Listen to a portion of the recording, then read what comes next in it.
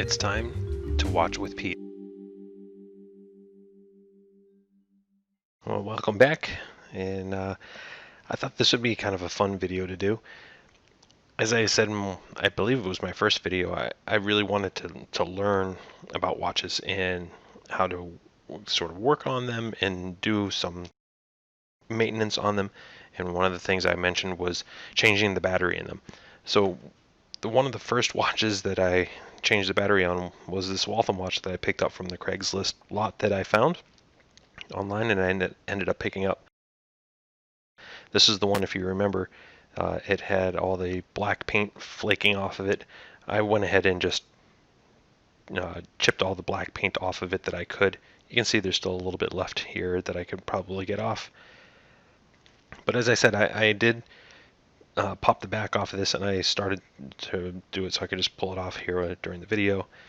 So you can see the back of it and the actual movement that's on the inside. And so yeah, this little spacer, I'm not sure what you actually call this, comes right out, and then you can change the battery. And it was really easy to do. The battery I got on Amazon. It was super easy to change the battery on the watch, and it started right up once I put the new battery in it. You can see it's working. But as I started to look at some other watches that we have, you can see this one's just a little Lego watch that my son has. It's a Darth Vader Star Wars Lego watch. And it wasn't working. My wife actually found this in a cabinet in our house as we were cleaning things out, and she said, "Hey, here's another watch. Put it in the collection. This is for my son. It was given to me, or given to my son by one of my sisters, and I replaced the battery on this one as well, and it started right up, no problem." Finally, my wife had gotten this one a while back for herself. You can see it's an Invicta watch, and it was dead. I was looking through her jewelry box and saw this one in there. It needed a battery change, and I've loosened the back on this one so you can see, and I'll take the back off of this one and show you what it is. But the reason I'm showing you this, it's really interesting.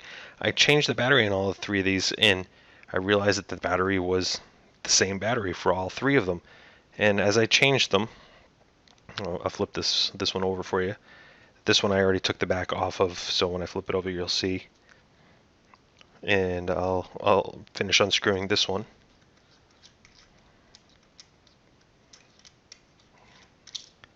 All right, so there's the back off of this guy. You can see the spacer on this one is huge. It's fairly big on this one also.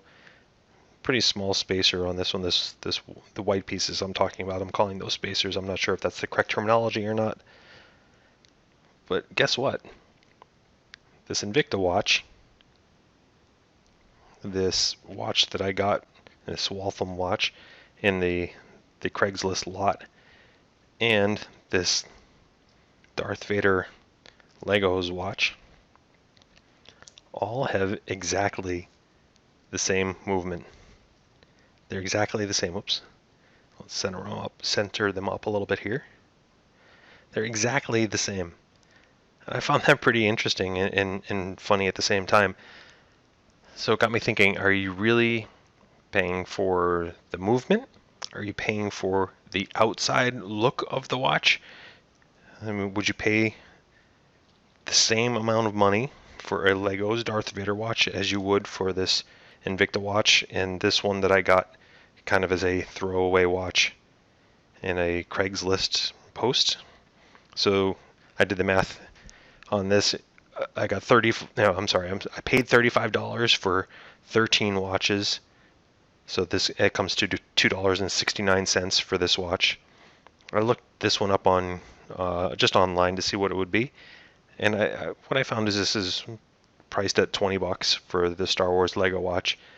I actually couldn't find this exact model for the Invicta watch, but my guess is it probably cost her, I don't know. I'll be generous and I'll say somewhere between $40 and $60 for the Invicta watch. But again, are you paying for the outside look of the watch? And this goes for really any watch that you're talking about. or are you paying for the craftsmanship that goes within it? Because clearly these are all, mass-produced movements, right? There's nothing special about these watches as far as the internal mechanics of them. It's just the look of them on the outside. $20 children's watch, $2.69 beater watch that I use when I'm mowing the lawn, or I don't know, $40 to $60 watch that my wife likes because it's kind of fun, right? So again, what are you really paying for here? Are you paying for the brand, right? Are you paying for an Invicta brand? Are you paying for the look? I'm not really sure. It's something I'm gonna have to.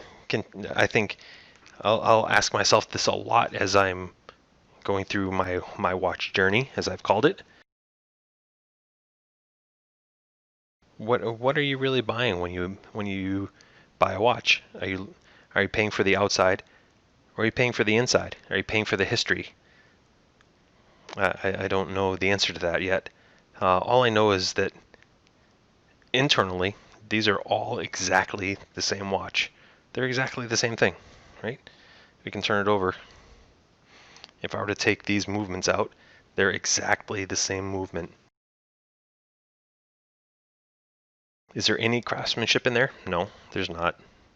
The materials that go into the Invicta watch, yeah, they're probably more substantial. It's a heavier watch. The case is more substantial. There's probably more design time that went into that. Maybe. I don't even know if I can say that. But I found that interesting that after the fact, after changing all the batteries, it was kind of that light bulb moment when I thought, hey, these are exactly the same thing. What makes one a watch that was tossed away in a lot, one that's basically you're paying for Darth Vader and or Lego, or the Invicta watch? Are you paying for the brand name and what it looks like on your wrist rather than the history that goes in behind the scenes? I just posted on my Instagram account the inner workings of my Wittenauer watch, and you can see all the gears that are in there, the Wittenauer company logo, and I'll post, as I'm talking now, I'll post a picture of that so you can see. And there's craftsmanship that goes into it. I can't say there's any craftsmanship here. It's a machine-made movement that gets just jammed into a case. It made me think a little bit about what you're actually paying for when you buy a watch.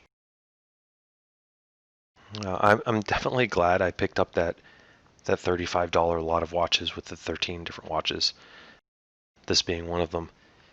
Because again, I don't know what year this was made. It still works, and you can see I think all of them are keeping pretty good time. But I think I want something that's more handmade.